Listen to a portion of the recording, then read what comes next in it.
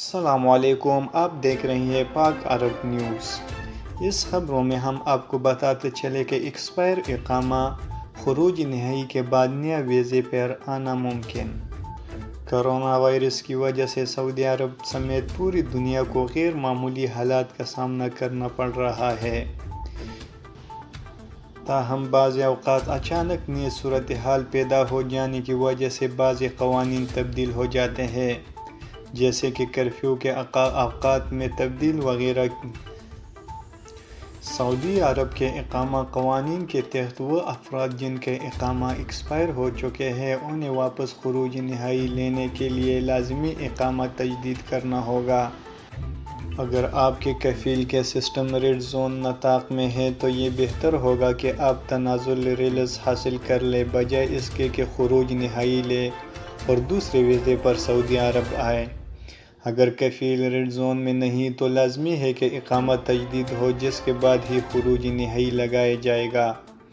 اگر آپ کا شعبہ ترحیل ڈیپورٹیشن سینٹر کے ذریعے جائیں گے تو بلیک لسٹ کی کیٹیگری میں شامل ہو جائیں گے، جس کے بعد آپ پر 3 برس کے لیے پابندی عائد کر دی جائے گی۔ اس دوران آپ سعودی عرب نہیں آ سکتے۔ اگر آپ کی کفیل کا مؤسسہ یا کمپنی کسی اور کمرشل رجسٹریشن جسے عربی میں سجل تجاری کہا جاتا ہے سیز یا کینسل ہو گئی ہو تو آپ کے لیے یہ ممکن ہے کہ آپ جدہ میں پاکستانی قونصلیٹ یا ریاض میں سفارت خانے کی شعبہ ویلفیئر کے ذریعے درخواست دیں، جہاں سے آپ کا کیس کو پروسیس کرنے کے بعد شعبہ ترحیل سے خروج لگانا ممکن ہوگا، جس کے بعد آپ خروج نہائی پر جا سکتے ہیں۔ خروج نہائی پر جانے کے بارے میں تو یہ بات واضح ہے کہ جو بھی قانونی طور پر خروج نہائی پر جاتا ہے اس کا حق ہے کہ وہ جب چاہے کسی دوسرے ویزے پر دوبارہ سعودی عرب آ سکے۔ خروج نہائی پر جانے کا مقصد یہ ہے کہ آپ پر کسی کا حق نہیں۔ اگر آپ پر کسی کا مطالبہ ہو تو اس صورت میں خروج نہائی نہیں لگتا۔ خروج نہائی کا مقصد یہ بھی ہے کہ آپ کے کفیل کو آپ کی جانب سے کوئی اعتراض بھی نہیں، اس لیے آپ کسی دوسرے ویزے پر دوبارہ سعودی عرب آ سکتے ہیں۔ جیسا کہ آپ کو پتہ ہے کہ کرونا وائرس کی وجہ سے دنیا بھر میں لاک ڈاؤن ہے، قومی اور بین الاقوامی فضائی راستے بند ہیں، جس کی وجہ سے نہ کوئی بیرونی ملک سے آ سکتا ہے اور نہ ہی سعودی عرب سے جا سکتا ہے۔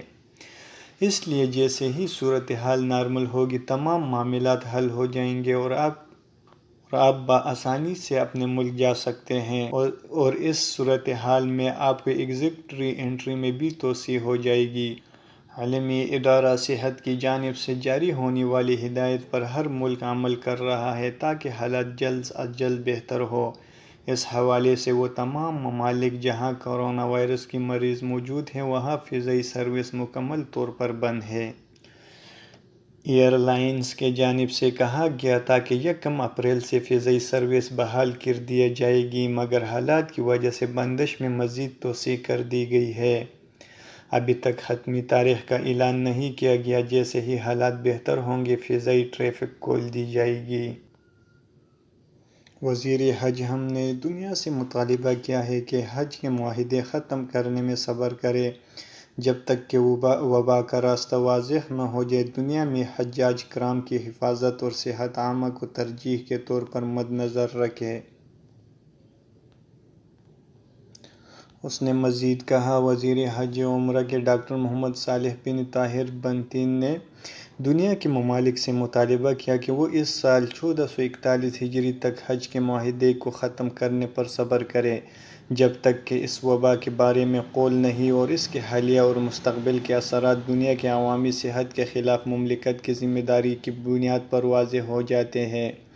انہوں نے کہا کہ 2 مقدس مساجد بادشاہ سلمان عبدالعزیز آل سعود کی سربراہی میں مملکت اور ان کے شاہی عظمت شہزادہ محمد بن سلمان بن عبدالعزیز ولی عہد شہزادہ، نائب وزیر اعظم اور وزیر دفاع سے متعلق ہے، تمام عازمین اور زائرین کی حفاظت جو صحت سے الگ تھلگ ہوٹلوں میں ہیں اور اچھی صحت میں ہیں۔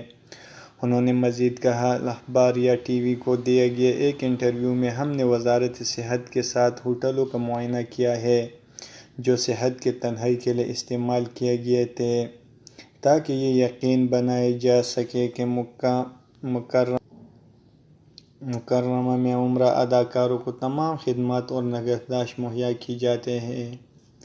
برطانیہ عمرہ کے 1200 اداکاروں کے لیے نگہداشت فراہم کرتا ہے جو اپنے ممالک واپس نہیں جا سکے۔ یہاں تک اتنا ہی، کچھ مزید ہمارے ساتھ رہیے۔ السلام علیکم۔